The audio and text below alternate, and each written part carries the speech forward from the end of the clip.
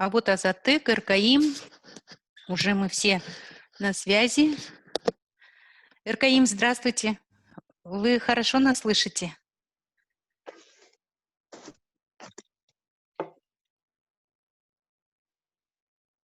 Слышно, да? Так, буквально еще 2 минуты. Талайгуль, здравствуйте, вижу вас. Рада вас слышать. Извините, так и не смогла на ваш семинар попасть.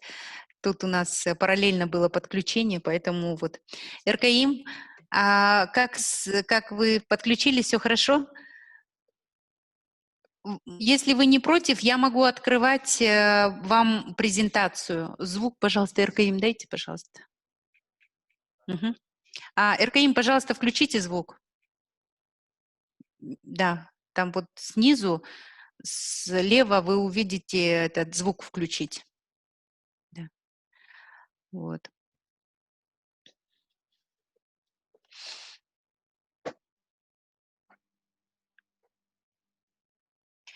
Анда баштай берели. Вот, РКИМ, все. Саламатсыздарбы, урматтуу биздин ушул онлайн конференциянын катышуучулары.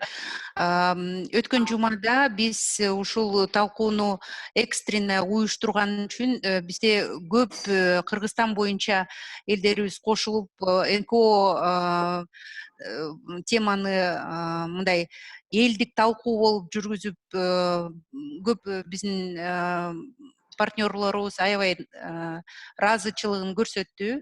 Негизи ушундай элдик талкуу болгондон кийин көп темаларга ушундай запрос келип атат да, талкуулайлы деп. Ошол убакта биз политика, саясий партиялар боюнча талкууну ушул бүгүнкү жумага койдук деп жарыялаганбыз. Ошондуктан ушул теманы бүгүн биздин депутаттар менен талкууламакпыз. Депутат Айнура Алтыбаева бүгүн связь биздин байланышка чыга албай калды. Анткени ден соолугуна карата анан мүмкүнчүлүгү жок болгон үчүн баарыңыздарга салам айтып жиберди. И Мирлан Исакбекович ушул саясий партиялардын мыйзам долбоорундагы инициатору болуп, сиз дагы кошулдуңуз. Сизге чоң рахмат. Бүгүнкү талкууну орусча, кыргызча алып бара турган болдук. Эгерде каршы болбосоңуздар, ошону орусча кайталап коеюн. Здравствуйте, уважаемые участники.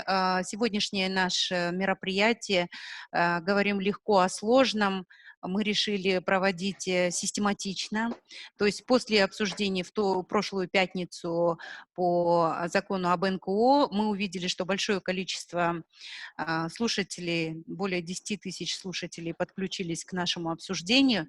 И таков формат работы мы предполагаем каждую пятницу с 3 до 16, с 15:00 до 16:30 проводить, обсуждая различные темы.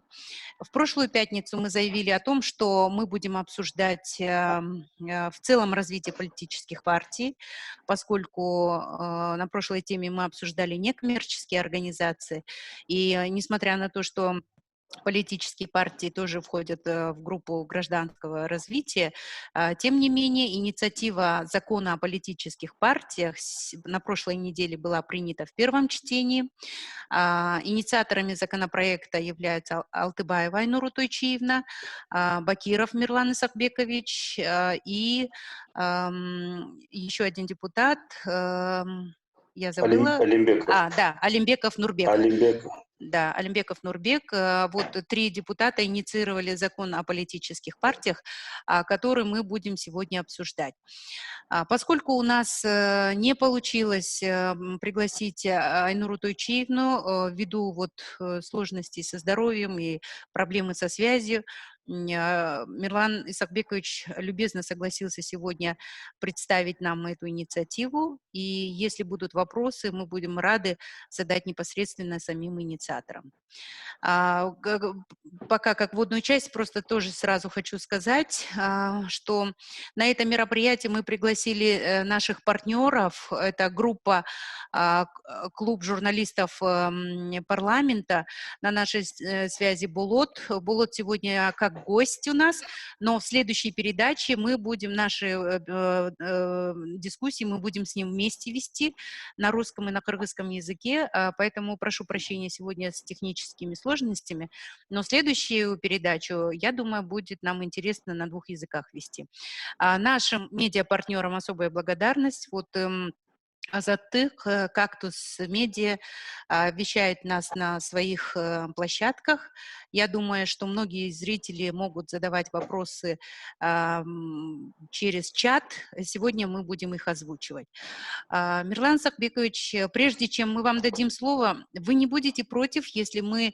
Вот сегодня мы пригласили нашего эксперта по развитию парламентаризма и в целом по развитию борьбы с коррупцией в нашей стране, Эркаим Мамбеталиеву, которая может буквально там 5 минут сделать маленькую, ну, как бы презентацию по результатам исследования о политических партиях. Эркаим? Нет, конечно. Здравствуйте всем. Вы на связи? Да. Можно, да, начинать? Да. Пожалуйста. Всем еще раз добрый день. Значит, в прошлом году, до того, как организация «Гражданская платформа» поднимала вопрос о подготовке нового проекта закона о политических партиях, инициировать свои предложения, было проведено небольшое исследование, которое было посвящено вопросам институционального развития политических партий сегодня в Кыргызстане. Да? И, значит, он состоял из 3 разделов. Первый раздел он посвящался общим институциональным вопросам развития политических партий.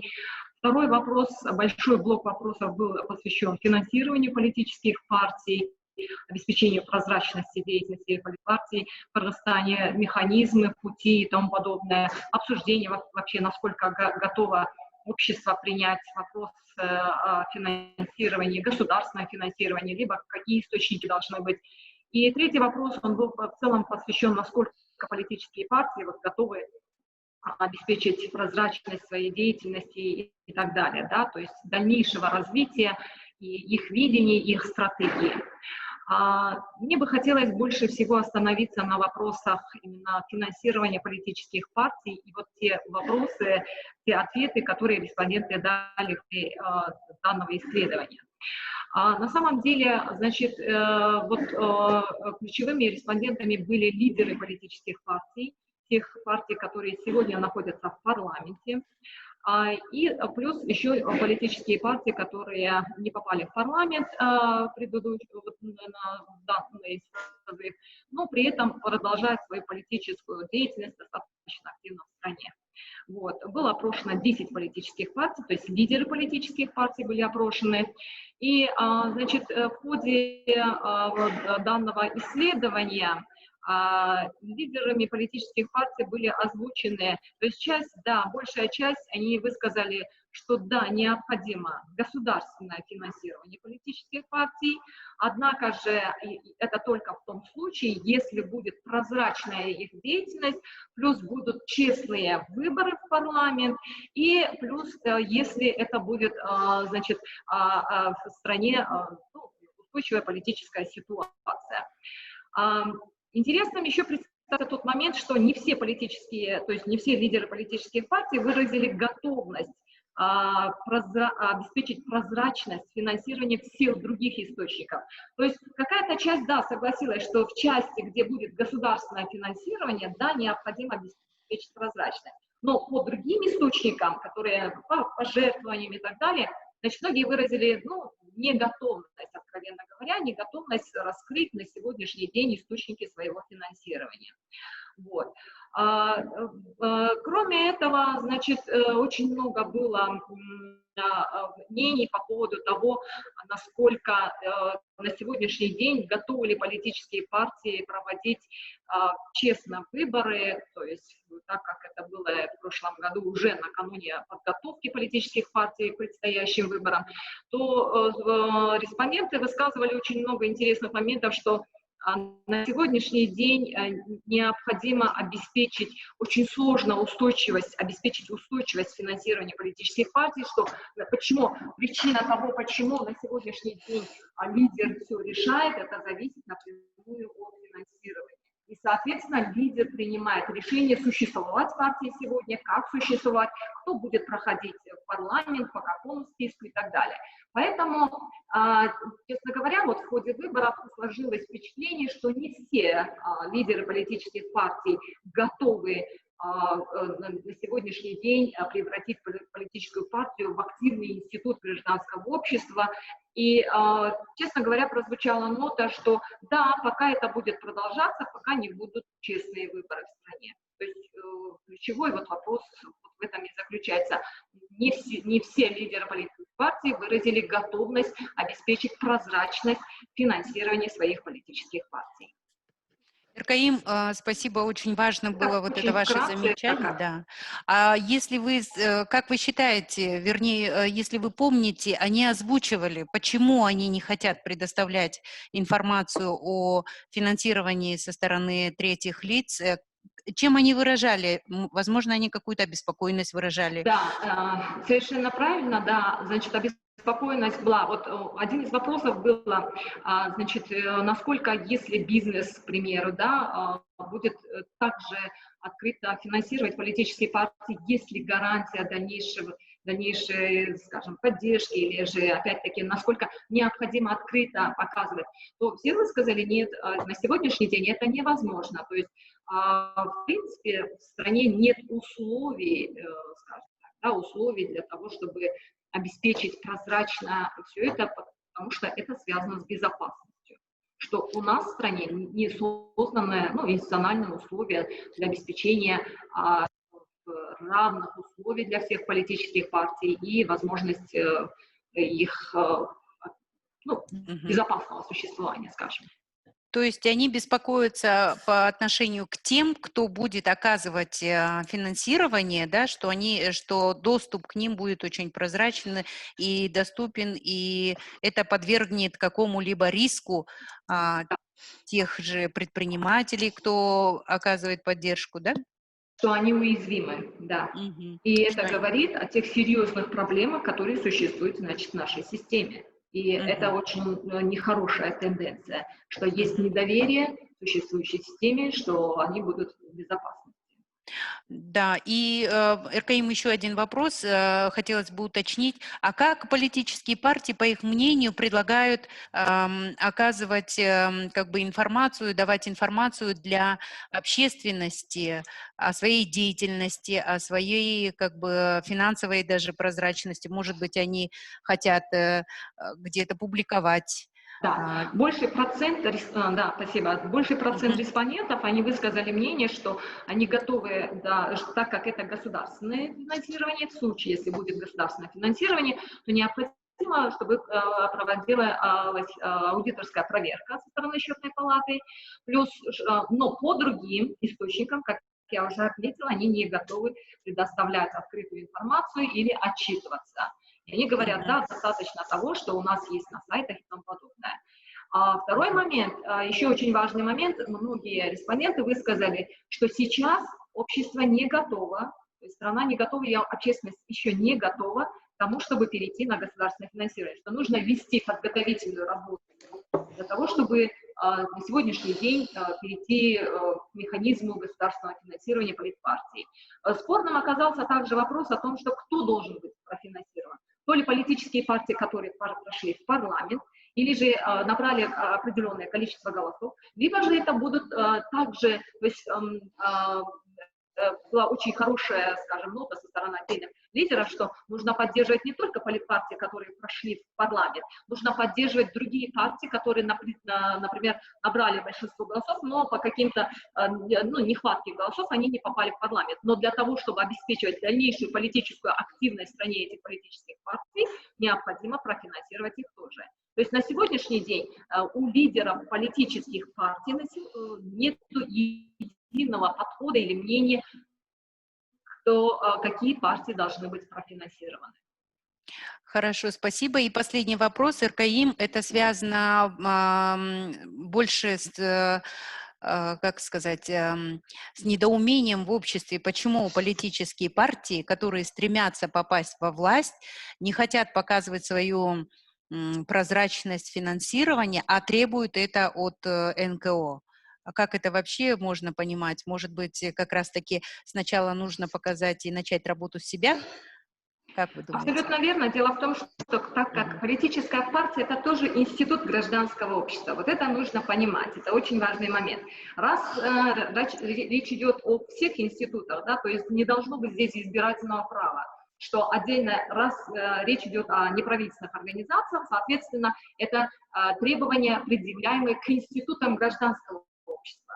А политическая партия – это есть институт гражданского общества. Соответственно, политические партии также должны тогда полностью прозрачно обеспечить свою деятельность. Прозрачность должна быть во всем, то есть и в документах, и финансировании и тому подобное. Избирательный подход как раз-таки вызывает недоверие именно общественности к их деятельности, почему и аполитичное такое настрой иногда существует у нас в обществе. То есть нужно искать все эти ответы на все те глобальные вопросы, которые существуют в наших действиях. И насколько мы избирательно подходим всегда к тем или иным процессам. И насколько мы сегодня готовы, действительно, если мы говорим о прозрачности, то тогда обеспечить прозрачность всех институтов. В том числе не только институтов гражданского общества, но и государственных институтов. Спасибо, благодарим вас, РКИМ.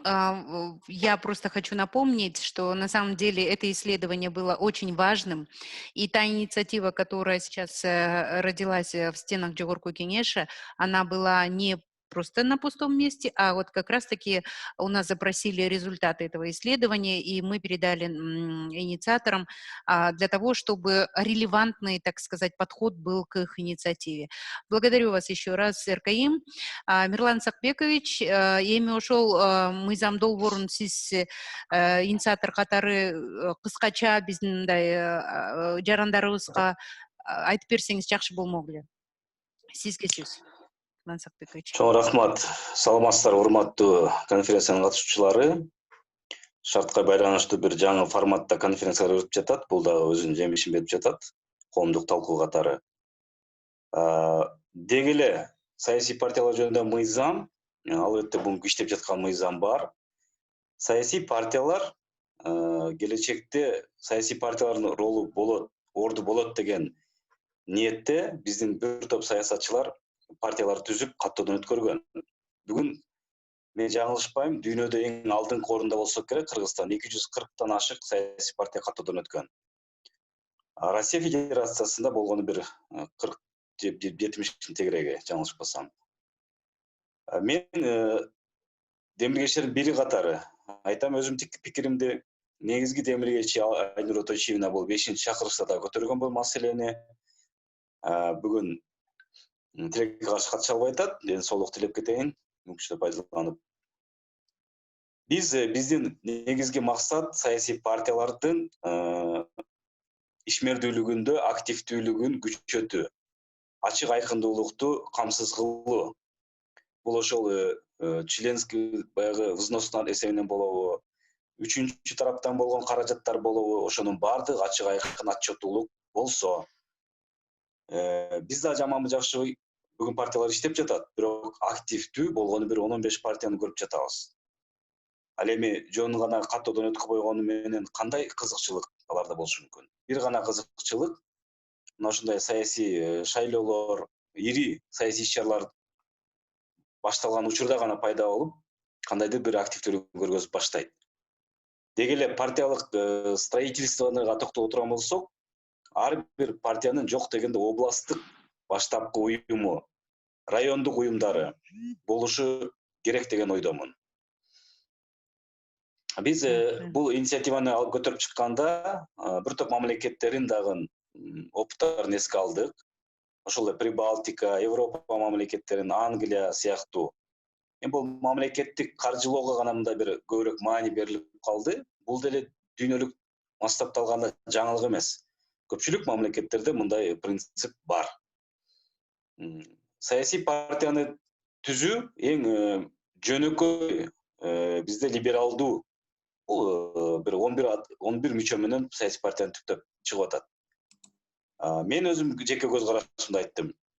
Саясий партияны түптөгөндө анын сапаты, курамы жагынан, идеология жагынан мындай бир сугарылган, келечекке көз карашы багытталган саясий күч болуш керек. Албетте, түптөлгөн партиялар болсо ал либерал, же демократ, же консерватор сыяктуу электен өткөн партиялар түптөлсө деген ойдомун. Бүгүн эрте дагы эмес, кеч дагы эмес деп ойлойм. Бүгүн бул талкуу абдан мындай маанилүү. Эртели биз кеч бир бул маселени биз башташыбыз керек эле.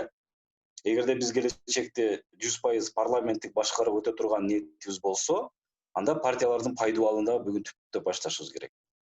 Партиялык тизме менен келген талапкерлер, келечекте депутаттар, алар өкмөттүн курамын түзөт. Өкмөттүн курамын түзгөндөн кийин ал жоопкерчиликти алат. Мамлекеттин экономикасын, тышкы ички саясатын, чарбасын, социалдык маселелерди. Демек, партиянын түпкүлүктүү ролу, орду өтө маанилүү. Ал эми каражат маселеси боюнча биз кызуу талкуулардан өттүк, дебаттарга катыштык. Ал жерде мыйзам кабыл алган учурдан тартап иштейт деген норма жок болчу. Биз ал норманы деги эле ошол беренени таптакыр алып коюу сүйлөшүүлөр негизинде ошол ойго келдик. Биринчи окууда концепциясы жактырылды, ал эми экинчи окууда ошол мамлекет тарабынан каржылоо болот деген берене алынып салынат. Тилекке каршы бир дагы ошол биринчи окууда депутаттар суроо берген жок бирөөсү дагы. Канча каражат жөнүндө маселе болуп жатат. Бул жерде болгону бир 15 миллион, 14 миллион сом тегерегинде маселе болгон. Анын булагы эмне? Анын булагы кайда? Анын булагы шайлоого катышып, тилекке каршы ошол белгиленген босогодон 5% бүгүнкү күндө босогону багындыра албай калган партиялардын күрөөсү Борбордук шайлоо комиссиянын эсеп кысабында калып келген. Азыр бюджеттик кодекс иштегенден кийин ал 100% республикалык бюджетке өтүп жатат. Мына ошол каражатты кайрадан саясий партиялардын мындай өнүгүшүнө аз да болсо бир түрткү катары каражатын бөлсөк кандай болот деген талкуудан улам келип чыккан ой болгон. Кыскача мына ушундай маңызы. Анан ал бардыгы эле ала бербейт. Мындай мыйзамга токтого турган болсок. Ал жерде конкреттүү ошол талаптарды сактаган партиялар гана мамлекеттен колдоо болот деген ой болгон. Бул гендердик квоталарды, ошол аймактык баштапкы партиялардын өкүлчүлүктөрүн, мындайча айтканда сапаттуу отчет учеттуулугун, ачык айкындуулугун камсыз кылган саясий партиялар гана мамлекеттен колдоо болушу мүмкүн деген ой болчу. Эми аны убакыт көргөзөт.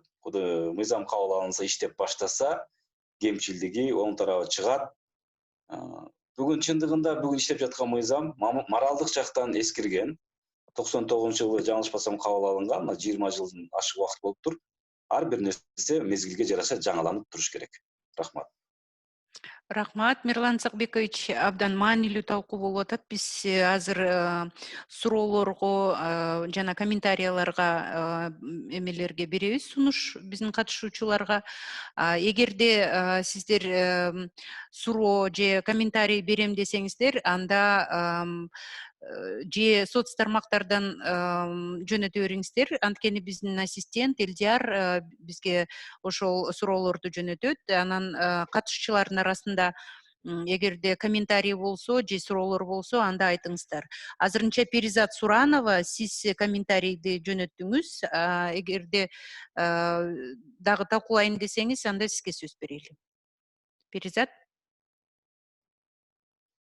Саламатсыздарбы? Мен суроомду негизи чатка жазып ийдим эле, бирок кайталап коеюн. Мирлан мырза, негизи бул долбоорду, бул демилгени мен абдан колдойм, анткени бул партияларды каржылоо, болгондо да мамлекеттин эсебинен каржылоо бул жаңы саясий маданият катары биздин коомго абдан жакшы бир калыптанып, өз ордун табат деген ишеничим бар да.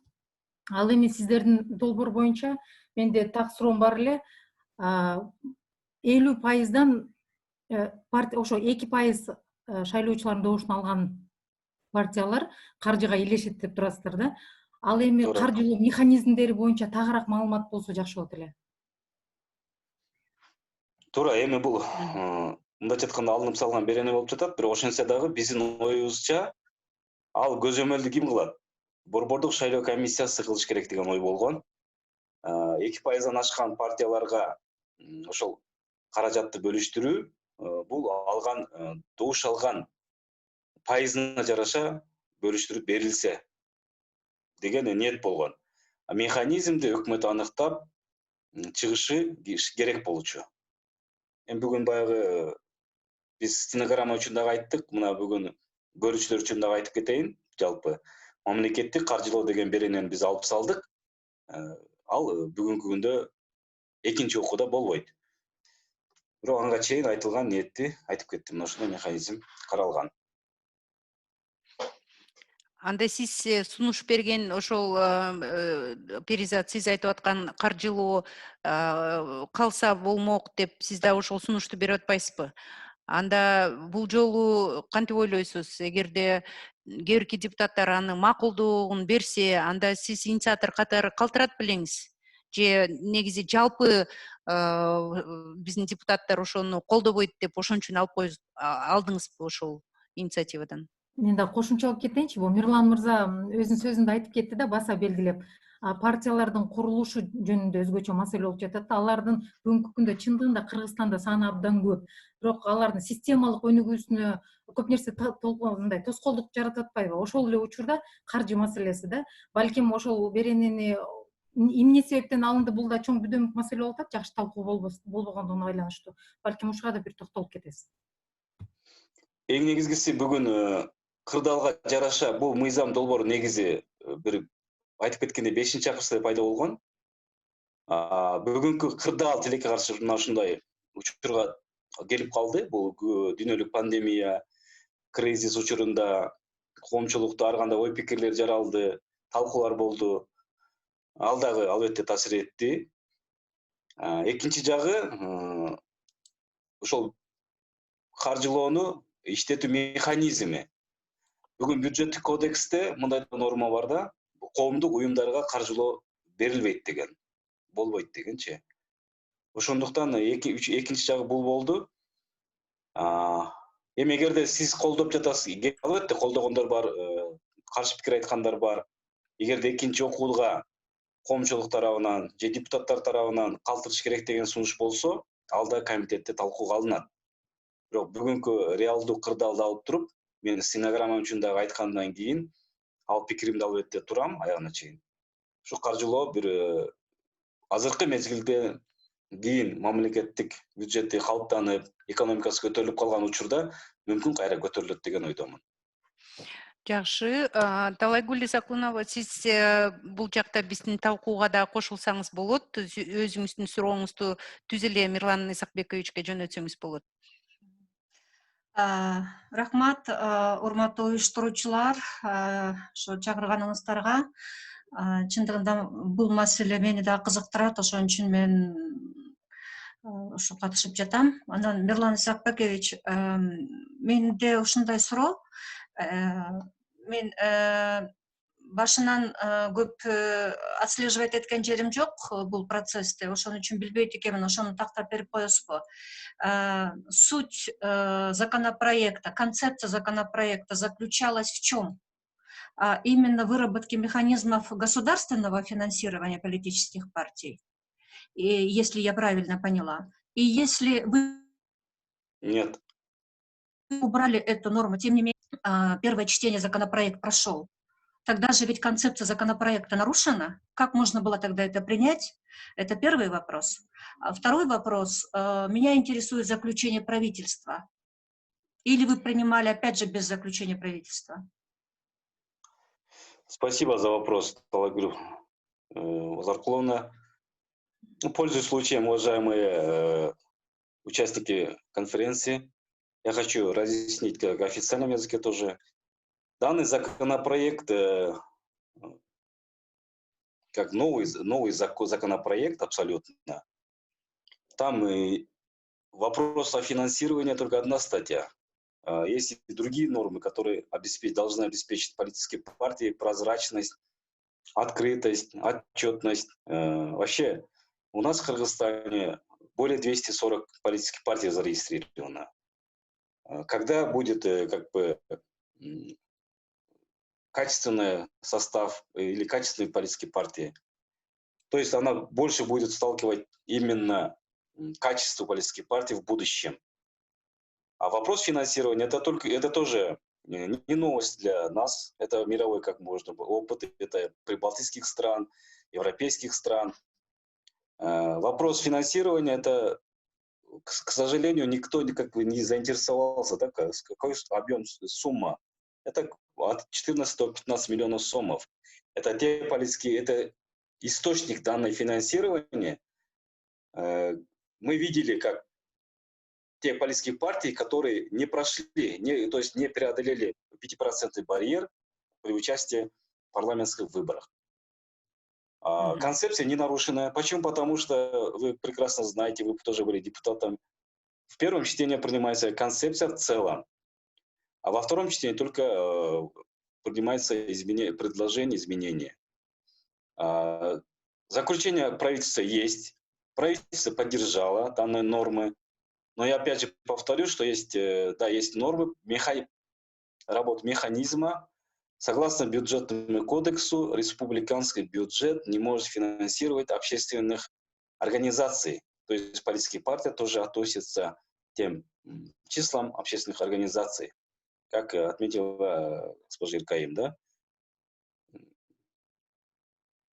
То есть Слышно, практически, да, то есть практически, извините, вот хочу тоже дополнить, что общая концепция депутатами была одобрена с учетом Да. сложившейся обстановки, связанной с бюджетом и возможностью адаптировать этот закон на первых порах, было принято решение исключить финансирование со стороны бюджета и принять в том виде, во всем, котором вы предложили. Правильно? Там других не было предложений, да, исключить что-то, добавить. Это будет ко Нет. второму чтению. Вы сейчас Да, правильно ждете? заметили. Угу. Правильно заметили. Это не главный вопрос в этом законопроекте финансирования политических партий. Есть другие нормы, статьи, которые обеспечат в будущем прозрачность, активность, вообще статус политических партий, и в том числе и делегатов, и первичных ячеек. Вообще партийное строительство это тоже должно быть как бы четкая процедура. И качество политических партий должно быть. Ну, со временем у нас тоже появятся, я думаю, политические партии взглядами либералов, демократов, консерваторов. Мы надеемся, конечно. То есть те механизмы, которые вы предлагаете, они больше направлены на построение, так сказать, партийное строительство, на его развитие, да, и только потом вопрос финансирования будет, да? Да. Возможно, будет рассматриваться. Хорошо, возможно. Эркаим Мамбеталиева, вы предлагаете тоже обсудить вопрос контроля, да, как вы считаете? Вы, может быть, у меня сами вопрос, пользуясь случаем, я бы хотела отметить и задать одновременно вопрос. Дело в том, что начиная почти с 2014 года во всех антикоррупционных документах страны, то есть и в плане правительства, очень усиленно, особенно на план 15-17 года, был заложен механизм обеспечения прозрачности финансирования политических партий. Да? Плюс дальше так как он не был реализован в 15-17 годы, он вошел в план теперь ныне действующий антикоррупционный план правительства. Вот, оно заложено и в госстратегии антикоррупционной.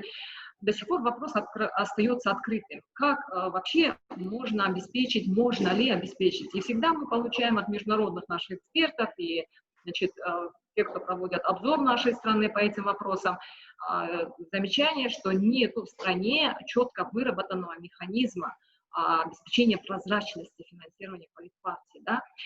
И вот есть ли какие-то конкретные механизмы именно общественного мониторинга за деятельностью, и в частности за финансированием политпартий? Что-то заложено уже, предусмотрено?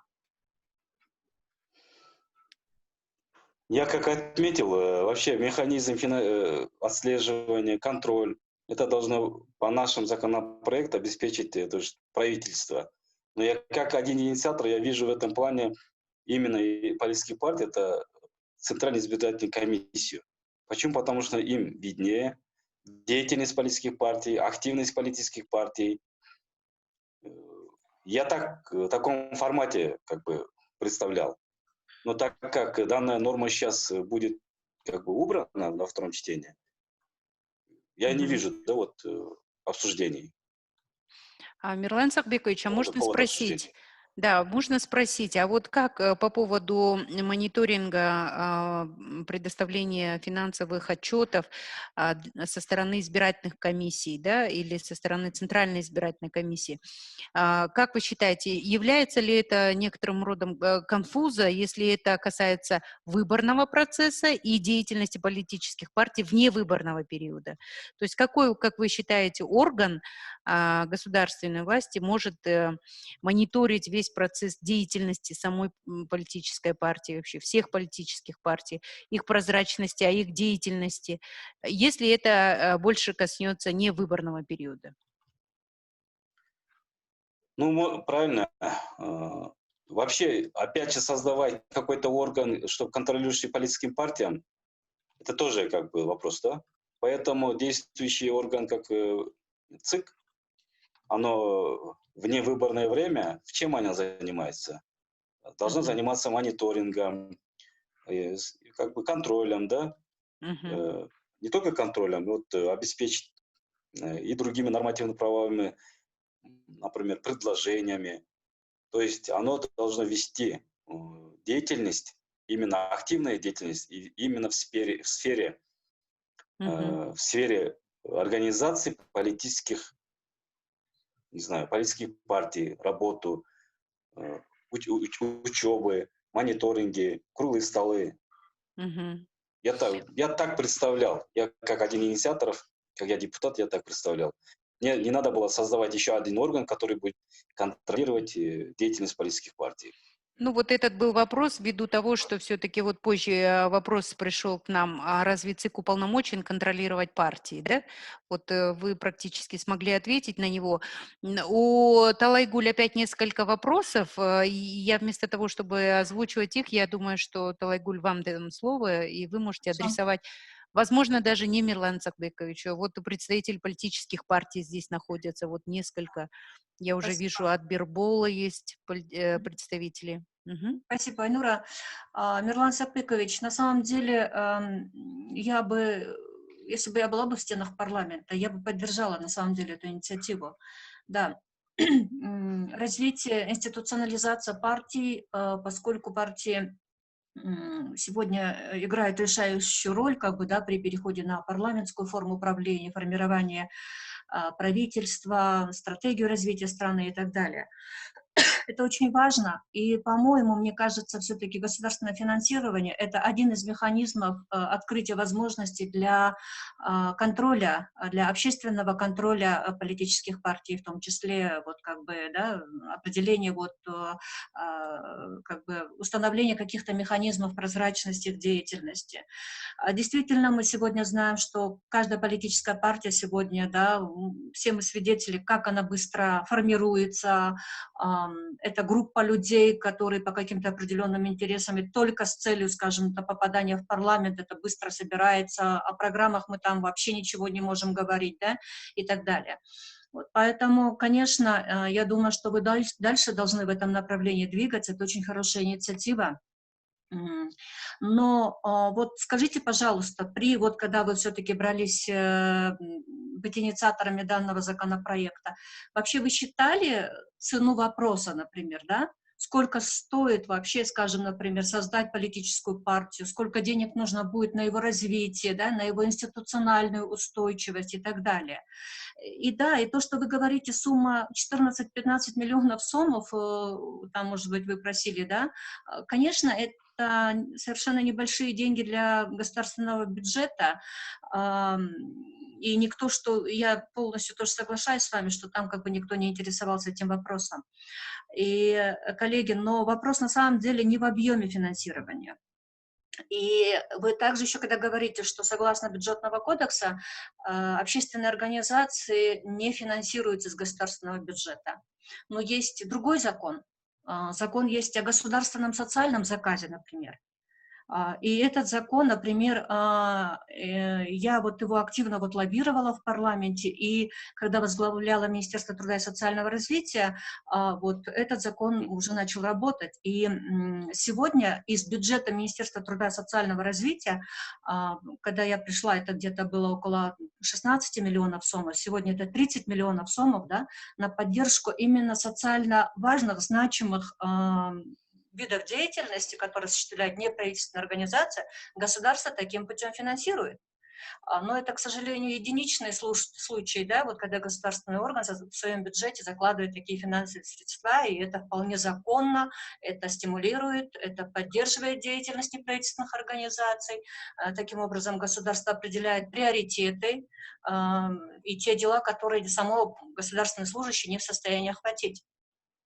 То есть по такому принципу, по такому механизму все-таки, я думаю, нужно будет далее как бы все-таки стремиться вернуться к вопросу государственного хотя бы частичного финансирования. Я понимаю, что, может быть, период сейчас не очень, скажем, удачный, да, с этим коронавирусом и, в общем-то, мировой такой политикой. Поэтому, но, в принципе, вот, как говорится, согласиться совсем его убрать, мне кажется, вы зря на это пошли. И да, пожалуйста, Мирлан Исакбекович, сколько Спасибо. цена вообще вопроса стоит, если развитие, институционализация политических партий? Во-первых, я хочу ответить на последний вопрос. Почему мы тут пошли на такой шаг? Вы прекрасно знаете как бы природу парламента. Закон, если не пройдет, оно через 6 месяцев только мы можем вернуться к этому вопросу. Поэтому надо к некоторым моментам прийти к консенсусу и компромиссу. Из-за одной статьи провалить законопроект, это тоже нелогично. Это первое. Второе. Цена вопроса вообще создать политическую партию, как я отметил, уже либеральный у нас закон. 11 граждан нашей республики могут создать политическую партию. А вообще раскрутить, как бы поднять уровень политической партии, участвовать в политических как бы баталиях, да, это, конечно, требует определенной суммы расхода. Мы все видим и знаем, что в гонках политических выборах крутятся миллионы, да, сомов, миллиарды даже, может быть. Но в этом плане, да, если пройдет у нас законопроект, я думаю, отчетность, прозрачность хоть будет обеспечена, может быть, не на 100%, но какая-то процентов будет обеспечена прозрачность. Поэтому создать политическую партию недорого, а так поднять уровень статуса, это, конечно, немалое средство нужно. Мирлан Исакбекович, мы тут сделали маленькую презентацию по самому законопроекту, и вот я хотела бы наших участников тоже предупредить о том, что вот, нет, это не та презентация, презентация для онлайн называется, да. Вот. И мне кажется, там есть краткая информация того, что вы предлагаете. Вот 6-я страница, вот, нет, здесь, сейчас я одну секунду. Просто там есть очень хорошие, как сказать, данные о том, что в конечном итоге предлагается. Это я вот сейчас отправлю своему ассистенту, и мы позже об этом будем говорить. Уважаемые коллеги, у вас еще есть вопросы? Не вопрос, а можно будет, да, Инура? Да, да, конечно. Вы знаете, вот сейчас очень важный момент до принятия заложить, просмотреть еще раз все эти механизмы и при необходимости доработать нынешний закон. Почему? То есть проект закона, да? Почему? Потому что речь все-таки идет о политических партиях. И так как на сегодняшний день мы говорим о политической коррупции, то, соответственно, очень важно именно на этом этапе, не откладывая на потом, или что давайте мы будем говорить об институциональном только развитии, о финансировании потом, да, нет, именно вот корневой сейчас, если мы хотим говорить о снижении политической коррупции, если мы хотим обсудить вопрос относительно повышения доверия электората к политическим партиям, именно нужно обратить, наверное, очень большое внимание в части заложить механизм общественного мониторинга именно по финансированию политических партий. Поэтому вот просто к разработчикам предложений, к разработчикам значит, данного законопроекта еще раз как бы пожелание все-таки вернуться к этим механизмам, еще раз, не торопясь, обсудить и потом уже принять. Потому что этот закон очень важный. Как вы правильно сказали, предыдущий он морально устарел, еще 99-го года, но сейчас есть хороший шанс остаться в истории и принять действительно закон, который будет в интересах страны работать. Спасибо, РКМ. Спасибо. Я сейчас как раз зачитаю, наш ассистент подключает 6-ю страницу нашей презентации, где в ней четко тоже определяется, чем, собственно говоря, будет этот законопроект как бы основываться на чем, да? Это получается, смотрите, что политические партии должны будут действовать гласно, программа, устав, деятельность партии, финансовая отчетность, порядок выдвижения кандидатур и другая информация, связанная с деятельностью партии, должны быть открыты для доступа. Это как бы говоря об открытости. В законопроекте предлагается установить, чтобы устав партии содержал положение о порядке участия в выборах и иных мероприятиях, порядок формирования списка кандидатов, порядок разрешения внутрипартийных споров, что мы видим, в конце концов, в последнее время сейчас участилось. Вы знаете, партии практически разваливаются на ходу. И я думаю, что, может быть, эти нормы смогут каким-то образом организовать партии как институт. А с другой стороны, не кажется ли вам, что это вовлечение в внутрипартийные дела? Но это мы позже обсудим. Значит, следующее. Программы политических партий должны быть опубликованы на официальном сайте политической партии с одновременным направлением ЦИК для информирования избирателей. Также инициаторами предлагается установить, за счет каких ресурсов могут формироваться средства политических партий. При этом также предлагается установить четкие запреты источников финансирования, да, из чего не должно быть финансирование для политических партий, например, за счет иностранных государств, иностранных физических и юридических лиц и международных организаций. Вот такие основные вот предложения в вашем законопроекте, мне кажется, можно было бы на них тоже остановиться. Мирлан Цакбекович? Да, слушаю, да, Да, вы можете что-то добавить нам? ну, я как отметил, не главное здесь статья финансирования государственного. Есть и другие нормы, которые вы сейчас зачитали, да? Мгм. Даст как бы открытость, прозрачности политических партий и до конца до концов качеству политической партии в будущем. И я То как есть, отметил, мгм, мы идем в скором будущем, я думаю, в стопроцентном парламентском правлению. мгм. А парламент, кто сидит в парламенте? Это сидят политические партии, их представители. И определяют цель, задачу, вообще куда мы идем, и утверждает структуру правительства, программу и состав правительства.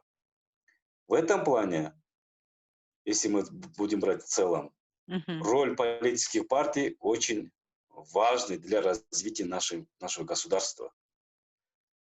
Поэтому мы предлагаем изначально как бы дать толчок к качеству политических партий, потом и к другим отчетность, учетность.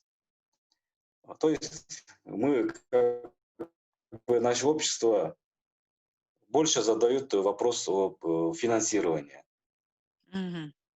То есть вы считаете, Поэтому что... больше надо обратить внимание и другие нормы. Мирлан Исакбекович, как вы думаете, Было бы вообще... хорошо, обратили внимание, которые вы определили.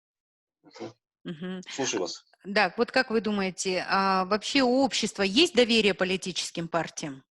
Может быть, именно ваш законопроект сможет каким-то образом, если вот особого доверия к политическим партиям нет, может быть, через реализацию вашего законопроекта в конечном итоге через какое-то время, когда партии будут сформированы как институты, может быть, для граждан тоже станет это особым таким фактором того, что формируется сам политический институт, который в дальнейшем управляет государством.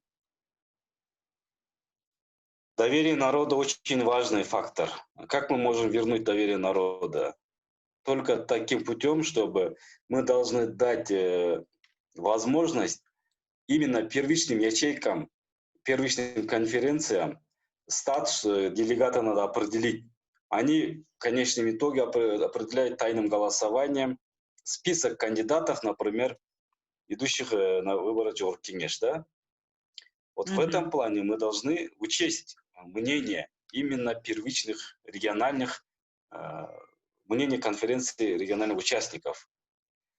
Я, лично мое мнение, во втором чтении еще хочу усилить роль, например, делегата, статус делегата.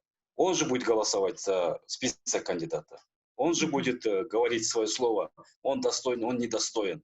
Тут же идет вопрос, вот лидеры решают все, лидеры там, если мнение продают то место, чтобы отходить от тайных критик, мы должны больше доверять делегатам, ячейкам, политконференциям, которые прошли в регионах. И потом самый высший орган политической партии – это съезд. Съезд определяет общий состав, список кандидатов, депутатов, например, Жогорку Кеңеш. Вот насчет доверия народа. Ну, конечно, на сегодняшний день доверия народа, я думаю, нету. Может быть, 20-10%. Почему? Потому что мы тоже следим за мнением народа, общественности. Общества, да, поэтому. Позвольте вопрос. Да, Перизат. Мирлан мырза, биз шайлоо системасын бир нече жылдан бери өзгөртүп атпайбызбы, жакшыртуу багытында. Анан слышно, нет? Да, слышно, Перизат. В совершенстве избирательной системы, результатов, в том числе технологии ввели, но в корне мы не смогли изменить сознание людей, сознание избирателей в частности. И вот как раз говоря о делегатах, да, статус делегатов, даже если мы возвысим намного, что вы планируете делать, дает ли гарантии, что делегат завтра на съезде не поднимет, сам не знает для чего, вот этот мандат за или против этого списка? В данном случае кандидатов этого списка, да? То есть нет никаких гарантий, чем вы это будете закладывать, либо какие-то механизмы предусматривать. В чем? Я просто не могу понять. Это никоим образом не говорит о том, что завтра все партии не будут этого делегата, то есть эти делегаты тоже будут по руководству, по партийному списку утвержденному, вот эти делегаты должны прийти, эти делегаты не должны прийти. Мы сами проходим через этот процесс. Все партии проводят конференции на местах, и эти делегаты избираются, потом приезжают на съезд, но на съезде выносится список заранее утвержденный. Чаще всего, да, я не говорю, что поголовно, но не было прецедента, когда на съезде делегаты голосовали против. Вот я бы хотела ваше мнение услышать. То есть мы медленно перешли к формированию списка кандидатов? Ну, да, Или, да, или мы говорим в целом об обсуждении любого вопроса? ну, этот вопрос породился насчет доверия народа, я думаю. Мгм. Ну, конечно, я с вами согласен абсолютно. Но другого варианта я как тоже можете предложить. Да? Я тоже много раз участвовал в конференциях, в съездах. Ну да, ну я думаю, со временем статус делегата, если мы определим, и качество тоже, я думаю, обеспечим. Это Мгм. зависит. Теперь дальнейший шаг будет зависеть от первичных ячеек. Они кого будут избирать делегатом? Из как бы достойного или недостойного. То есть это будет уже, опять же, ответственность региональных конференциях Мгм. региональных активистов политических партий. Ну, Мирлан Сакбекович, вот тут у меня вот вопрос задают. Это не слишком ли чрезмерное урегулирование деятельности партии внутри партийной самой системы? То есть, получается, если вы хотите все законом регулировать, то как же будет внутреннее регулирование, а, саморегулируемой партии, да? Ну, саморегулирование это определяет тоже уставом. Но основные принципы только тут закладываются в законопроекте. Основная деятельность, внутреннюю политику политических партий, она как бы регулируется уставом данной партии. Ну, и опять же, на второе Мгм. чтение, если такие какие-то замечания, предложения, можете давать через Мгм. депутатов, через общественные организации. То есть они все будут учтены, я думаю. А когда будет общественные слушания? Предполагается на следующую неделю, да, На наверное? следующей неделе, да. Теперь уже как бы во втором чтении хозяин законопроекта комитет Мгм. должен определить время, Мгм. дата и место проведения общественных слушаний. Мгм. Вот еще тут вопрос такой поступил. Есть ли в вашем законопроекте регулирование, что один из членов политической партии не может быть членом другой политической партии? Потому что зачастую как бы мы видим, Да, да. что люди просто перебегают из одной партии в другую партию. И иногда даже видим, что лидеры уже готовы включиться в списки других членов партии быть или в списке кандидатов политических партий. Как вот ваш законопроект в данном вопросе регулируется? Или вы решили оставить на ответственность самой Нет. политической партии? Это же общий принцип. Членом должны быть одной политической партии. И вообще закон, например, о выборах депутатов и президента тоже требует, чтобы членом должно быть одной политической партии. В нашем законопроекте конкретного членства той или иной другой политической партии нету, но это общий принцип. Как может Мгм. быть один, например, человек быть членом нескольких политических партий, да? Ну, членом он, конечно, может быть и не будет, но в списке кандидатов другой партии он спокойно может идти, правильно? Вот мы, например, знаем многих лидеров политических партий, которые пошли в... Да. Было. В 2015 году данная норма была, как бы доступна была, разрешена. Но с новыми изменениями Мгм. конституционный закон о выборах, Мгм. данная норма исключена. Должен Мгм. идти с той партии, которой он член. То есть член другой партии не может быть Мгм. кандидатом той или иной партии, которая идет на выборы. Это когда были изменения, напомните, пожалуйста. Вот это недавно, по-моему, Да, была же формирована рабочая в группа августе, да? президента, да? Да. Там были такие тоже, кто был за эту норму. В принципе, лично я была против этой нормы, потому что все-таки членом партии быть это одно, а быть в списке это Правильно. совершенно другое. И поэтому как эта норма будет работать на предстоящих парламентских выборах, мы посмотрим. Возможно, Это даже я она с может вами быть. согласен, абсолютно. Почему? Потому что на одно время идет как бы Мгм. объединение, блок политических партий, да, с вами согласен. Нам надо в будущем внести такое изменение в Конституцию. Выборы могут идти и политический блок, который формирует. Это есть в Армении, например. Кто идет блоком, им 9% барьер. Кто идет отдельно политической партией, им 7% политический барьер. То есть избирательный барьер. Данная норма в будущем у нас тоже должна быть абсолютно. Хорошо. Вот я вижу, Мырза Давыдов тоже член политической партии. Вы, да, наверное? Если вы меня слышите, может быть, вы захотите вопрос задать, потому что очень важно многие вопросы членов политических партий озвучить сейчас. Вы меня не слышите, да? Да, слышу, Да. здравствуйте. Ага, Не, здравствуйте. особо у меня, здравствуйте, у меня вопросов нету, я просто хотел послушать вас, спикеров, инициаторов. Ну вот как вы считаете сами, если вот сейчас закон примут, и вы будете отчитываться на сайте своем, данные, принятие решений, все эти процедуры, как будет ситуация сказываться на вашей, допустим, политической партии? Ну, мы с Мирланом Исаковичем же в одной партии. Получается... Вы поддерживаете? Поддерживаю, да, конечно.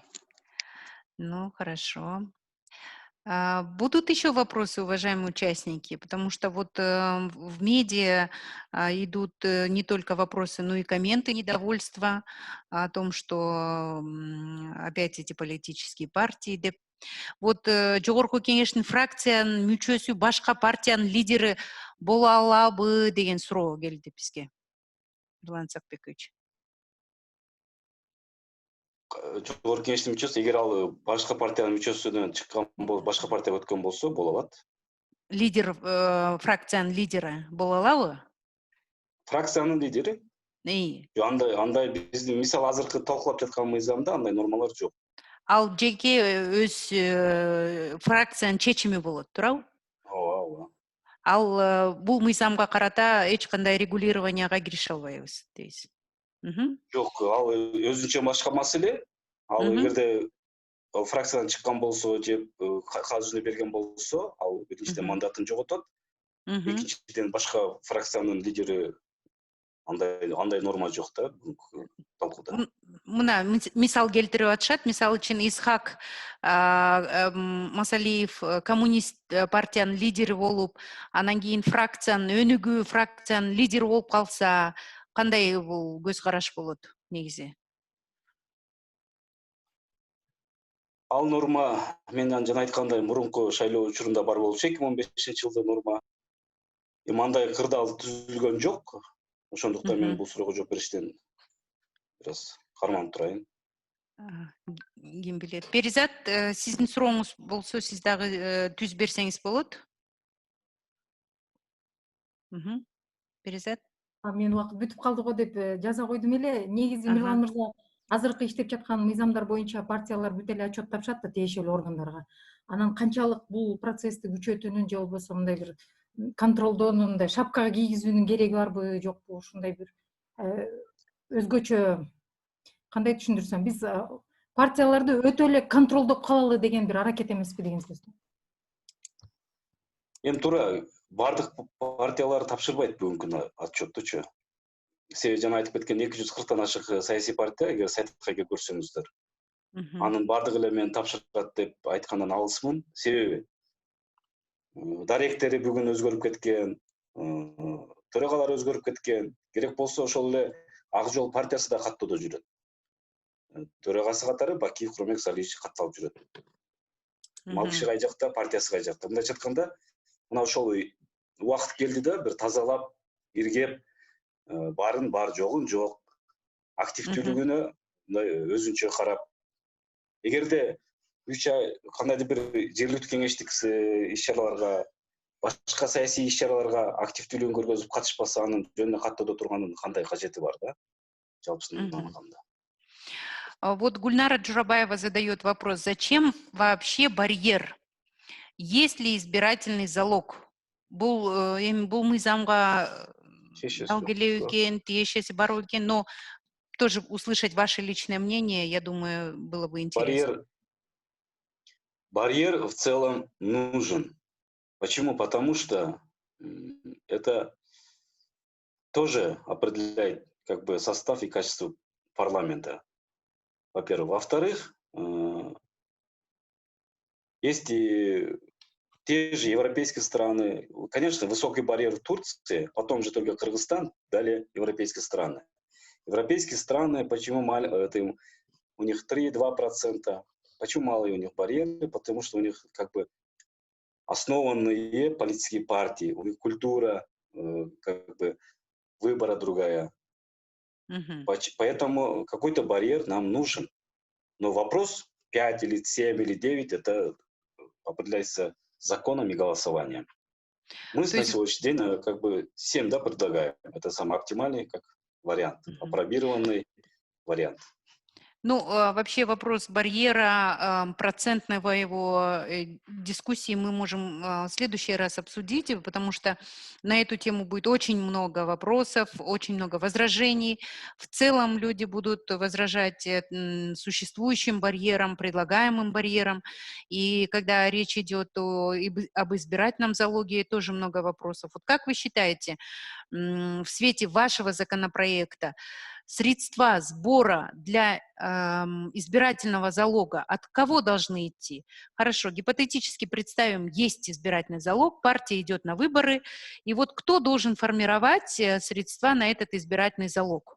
Как вы считаете? Ну, источник формирования избирательного залога четко прописано в законе о выборах. Это первое. Второе, конечно, от кандидатов, конечно. И, конечно же, активистов, которые болеют за того или иного политической партии. Если она прозрачна, не запрещено. То есть Я хочу через чуть вернуться краудфандинг, да? Да. Насчет барьера еще хочу вот последнее сказать. Если не будет барьера, появятся региональные политические партии. Из клановые политические партии могут появиться. Поэтому у нас как единый округ в Кыргызстане, у нас должен быть интерес единым, государственным. В этом плане тоже играет свою роль. И такой барьер тоже играет свою роль в этом плане. И по поводу залога вы считаете, что та норма, которая сейчас существует по предоставлению залога в период выборной гонки, этого достаточно? Или вы хотите, чтобы политическая партия определяла, из каких средств будет состоять избирательный залог? Например, как мы знаем, многие лидеры политических партий сами из своего кармана иногда вносят средства залога. А вот, возможно, когда в финансировании отчетности и четкие процедуры пойдут, как вы предполагаете, формирование вот этой залоговой суммы будет? Вот и как раз Гульнара Эджик на связь вышла. Может быть, у нее будет вопрос, потому что по залогу не совсем ясен ваш вопрос, Гульнара Эджик. Может дойти доступ. Гульнара Эджик, вы нас слышите? Вас слышно, Гульнар Курашбековна? Да. Вот, вы хотели задать вопрос, просто мы сегодня обсуждаем закон о политических партиях, и по барьеру вы слышали, а вот по избирательному залогу вы хотели сформулировать вопрос относительно формирования этого залога внутри партии или вообще о сумме залога? Конечно, слышно, да, мне? Да, слышно. Я прошу прощения, я без видео включилась, правильно? Да. Ага. Ваша красивая фотография здесь. Спасибо большое. Дело в том, что вот самая большая опасность, чего боятся граждане, это, конечно же, олигархизации парламента. И есть различные методы как раз-таки против такой возможной ситуации, когда вообще партии будут именно в парламенте будут представлены исключительно партии, которые финансируются финансово состоятельными людьми. Почему? Потому что возможно появление таких партий, у которых нет достаточной финансовой поддержки, но у них есть капитал, политический вес, политический капитал в виде таких активных молодых людей, у которых нету денег. Это правда. Потом мы же должны учитывать культуру нашего отсутствия культуры фандрайзинга. Это на самом деле то, что, ну, как бы это последствия, конечно, и той культуры, которая у нас до того была. Поэтому вот я бы думала, что очень многие ожидают от нашего парламента снижения избирательного залога, хотя бы до 1 миллиона сомов. Потому что вот когда мы говорим вот о таких вещах, то мы, конечно же, это увязываем именно с качеством самих партий.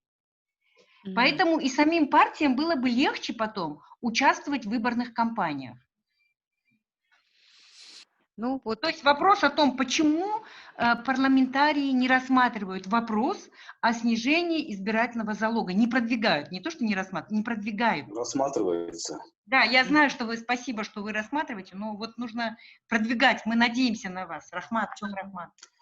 Спасибо. Вы же прекрасно знаете, в 2015 году, в начале, по-моему, если не ошибаюсь, было предложение до 10 миллионов увеличить. Те же политическими партиями, то есть фракциями, которые на то время предлагали 9% барьер. Вот тогда я, будучи членом рабочей группы, мы как бы снизили хотя бы до 5 миллионов, да, на 2015 год. То есть это было, кажется, в 2010 году, 2012-2013. На сегодняшний день обсуждается вопрос опустить до миллиона сомов. Я согласен. Избирательный залог – это возвратная сумма. Это возвратная сумма. Кто, как определить 5% барьер, например, на сегодняшний день, оно обратно возьмет эту сумму. А кто не сможет, ну, оставался расчетным счетом БШК, на сегодняшний день она идет на республиканский бюджет. Поэтому я согласен опустить до миллиона сомов. Вообще в целом избирательный процесс, это, конечно, требует немало из финансовых затрат. Если кто не может обеспечить, например, 1 миллион сомов залог или 5 миллионов сомов, ну, надо быть реалистами. А остальные как бы расходы тоже надо учесть. Да, Мирлан Сакбекович, я просто хочу добавить, этот парламент вашего созыва, он избирался, и у него была залоговая сумма 5 миллионов, если вы помните, да. И вот вы активный член партии. Как вы считаете, сборы этих средств каким-то бременем на самих членов партии ложатся, или это в целом головная боль лидеров партии? Нет, если, конечно, это же командная, как бы, командный, да, процесс. Если хотим, той или иной партия участвовал и выиграл, и был в парламенте, это должно быть и тоже головная боль команды. Всех членов партии. Каждый активный член или каждый активный кандидат той или иной партии должен вклад свое, как бы, вложение, да, поэтому, ну, конечно, от лидера больше что зависит, и ответственность намного больше, чем простых кандидатов. То есть это как бы общий должен быть интерес. Хорошо. Простите, Да. можно включиться? Подождите, Далайгуль, просто вы с Перизат все время задаете вопросы, если вы не против. Но это Я спасибо хотел большое за ваше участие. Вот, можно, да? да, давайте мы сначала дадим вопрос тем, кто еще не задал, потому что у нас время уже заканчивается через 10 минут. А все вопросы у вас фиксируются в нашей записи, я думаю, они будут доступны, и мы постараемся потом письменные записи получить, да? А вот вопрос... У меня не вопрос, а вот дополнение, да, по поводу 5 миллионов. Это кто у нас говорит? Эрмырза, вы, да? Да, слушаю. Негизи шайлоого баратканда бул көптөгөн акчалай сарпталуу керек болот да. Анан биз жакында могу 5 шаарда катышып атабыз. Бул жакта финансирование көптөгөн мына медиага ошондой эле баягы пиар кылууга, андан кийин штабтардын арендасын алууга, жооптуу адамдарды дайындоого, агитаторлорду алууга көптөгөн акчалай каражаттар кетет да. Анан негизи 1 миллион сом жок партияга катышып кандайдыр бир жыйынтыкка жете албайт деп ойлойм да. Көптөгөн акчалай каражат керек болот. Если мындай масштабтуу бир шайлоого катышам десечи. Ушуну кошумча айтып коеюн дегенмин. Сиздин пикириңиз, анда кыскартпаш үчүн ушундай сунуш жасап атасызбы? Жок, негизи менин оюмча регионалдык баягындай шаардык кеңештерге порогдорду азайтуу керек. Аны парламенттик шайлоолорго барьерди коюш керек. Неге дегенде көптөгөн партиялар катышып, мындай айтканда добуш жөндөн-жөн жоготуу болот экен да.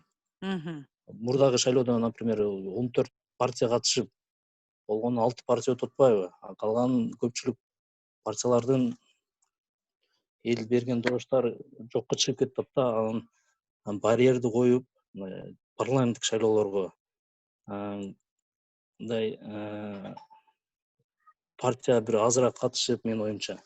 Булар ошо парламенттик шайлоого ушундай барьер койсо болот деп ойлоп атам да. Шаардык кеңештерге барьерди азайтуу керек. Бул жакта суроо болуп атат, мына формально партиянын курамына кирип эле шайлоого катышып атат элдер деген ушул суроо келди. Вот Гульнара Эжеевна, вы задали вопрос. Мирлан Исакбекович, ушул суроого жооп берели дагы, анан бир аз жыйынтыктайлы деп ойлогон максатта. Нет, извиняюсь, там Акматалиев сначала задал вопрос, что между партией и списком на выборы нет корреляции, потому что есть понятие нефиксированного членства. И, во-вторых, список формируется съездом формально, а в реалиях список формируется финансами и позицией лидера. И вот действительно, как вот этому противостоять? Потому что я дальше дописала, что формально вступят в партию накануне, и все. Что нужно делать-то? Вот в этой ситуации. Вот Талайгуль тоже солидарность с Алмазом Акматалиевым выражает. А вы как, Мирлан Мырза, вы как считаете? Можно ли эти все нюансы урегулировать внутри вот этого законопроекта? Ну, конечно, можно как-то. Например, при балтийских странах каждого члена как бы проводят через нотариус, да? Действительно, он является членом того или иного политической партии. Да? Через нотариус заверяется. А у нас, да, я согласен, но это вопрос времени. Вопрос времени. Я согласен, конечно, в обществе во многом, как бы формально, может, делегаты тоже самое, те же делегаты, члены, может быть, но это мы в пути становления политических партий. Опять же, наш законопроект, если примется, я думаю, даст толчок именно к качеству вообще формирования политических партий и составу, и активности, я думаю, даст толчок. Поэтому на сегодняшний день я согласен. И вы не собираетесь этот процесс чрезмерно регулировать, да, оставив это все на усмотрение самой политической партии? Да, да, мы в таком мнении. Хорошо, я, в принципе, тоже вас поддерживаю, потому что чрезмерное регулирование и членство, и выход, и эти все механизмы, мне кажется, во всяком случае, в демократических странах не совсем поддерживается. И именно развитие самой политической партии отражает качество его только через этот процесс принятия решений. Вот дело в том, что у нас ограничено 7 минут. У кого, уважаемые участники, есть просто вопрос, а все пожелания, которые вы хотели бы отметить, мы потом передадим инициаторам. Пожалуйста, с вопросом.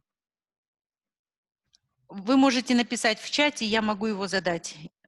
Или Гульнара Эжеевна, у вас тут микрофон включен, может быть, вы хотите задать.